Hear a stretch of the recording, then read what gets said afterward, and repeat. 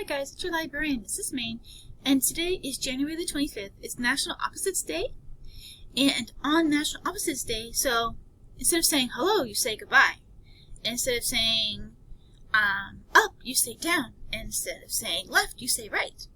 So, have a little bit of fun with this today, and also, you can celebrate National Opposites Day by reading about the North and South Poles, especially on our wonderful databases here at Kaiser ISD, or Klein ISD, or looking in our library. We have some really great books on science and math and all sorts of stuff.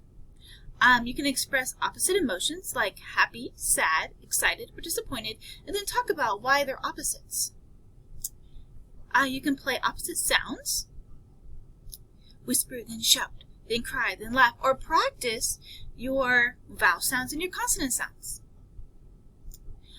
You can also experiment with opposite flavors, like if you want to usually put syrup on your pancakes, you can instead put hot sauce, but only with your teachers or your parents' permission.